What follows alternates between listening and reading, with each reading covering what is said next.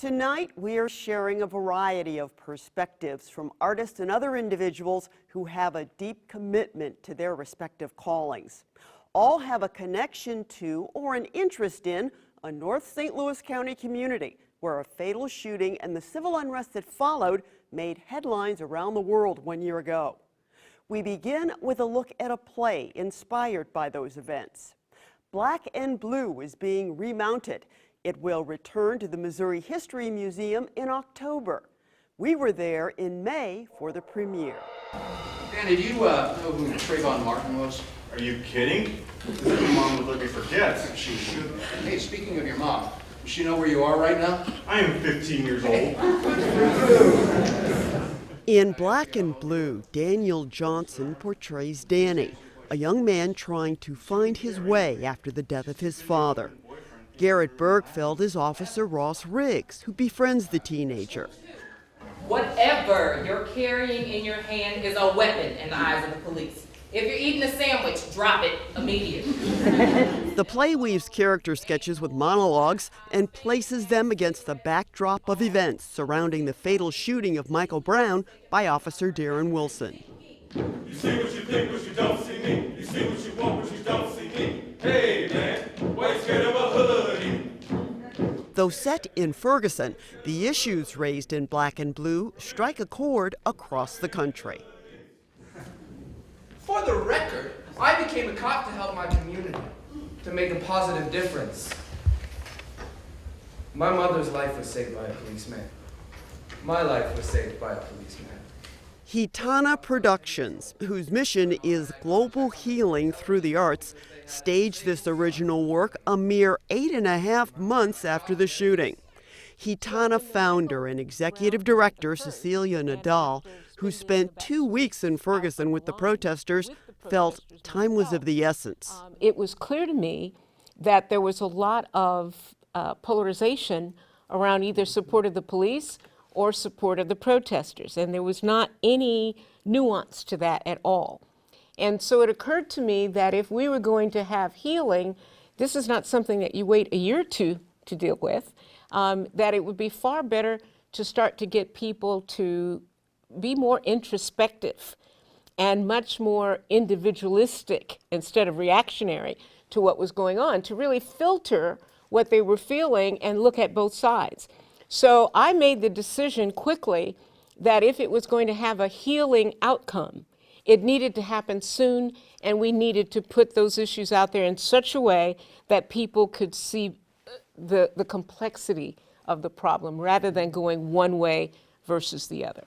So she commissioned veteran playwright and director Lee Patton Childs.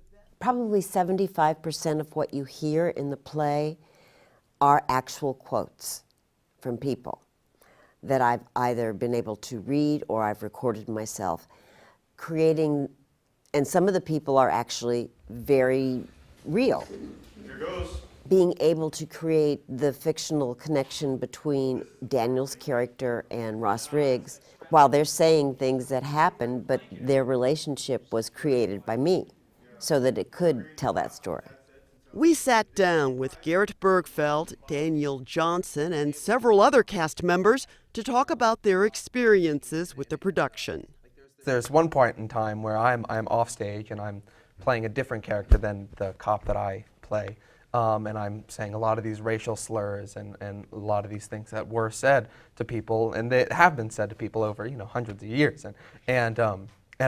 When we first started, when it was like first week of rehearsal, it was like really, really uncomfortable for me to do that scene and to watch the white hoodie scene. I'm sick of pretending that people of color need special rights and programs just because they aren't white. In the white hoodie scene, a reporter covering Ferguson goes to a predominantly white neighborhood to ask residents if they have anything they'd like to say to the protesters.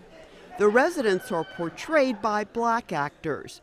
Their heads are covered by white hoods. Their responses come from remarks actually made to the actors at one time or another by whites. Can I touch your hair? And I had a moment where I had to kind of deal with the fact that my reaction, despite the fact that I wouldn't say those things, these were said these things were said to people, and that wasn't wrong for them to admit that either. And I have to admit that it is possible that people in a society that looks like me, that might not act like me, could say things like that to someone and mean it. Our question was, is this offensive? Is this whiteface? Is this offensive to our Caucasian brothers in the audience, who we do not mean to offend? We want to get a message out. This is art. We're supposed to push the envelope, push it just a little bit further, but how far is too far? So that was a good, heated one. And we worked it out, and we decided to do it. And to many of our surprises, the audience they've taken to it. They really have. They get the joke, they get the message, they get the spirit of the thing, and they don't see it as something as condescending. Art should do that. I think that's what we should do as performers. We need to get the message out. Even if it's a message that's not delightful, it's still our job, I feel, as performers to make that change in our community. Everybody, fall back. Call everybody know. One of the performers we talked to had never acted before. But Valerie Felix brought something special to the table. She was one of the real protesters in Ferguson. Being a protester, kind of felt that the police were bad, but being in this play, I kind of learned that everybody has feelings and that not everyone, you can't just generalize a certain group of people. And I'm kind of on the opposite end of the spectrum of Valerie here, because I have a lot of police officers in my family, and so I had a completely different point of view on the whole Ferguson matter than the protesters did. And so I would usually just watch the news and see like all the rioters and the looters and stuff like that and associate that with them before I got into this play. And so being in this play has really helped me to change and open up my point of view a lot. Garrett Bergfeld has this advice. Have the conversation with somebody who has a different perspective than you. And by having that conversation, maybe you'll learn a little something about them and maybe a little something about yourself. And that's where we need to be. Everybody's coming from a different place and they're learning.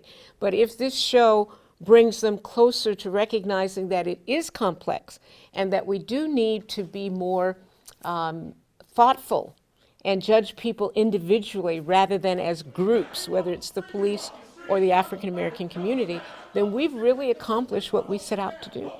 Hope and trust. Hope and trust. Love will be found. Love will be found.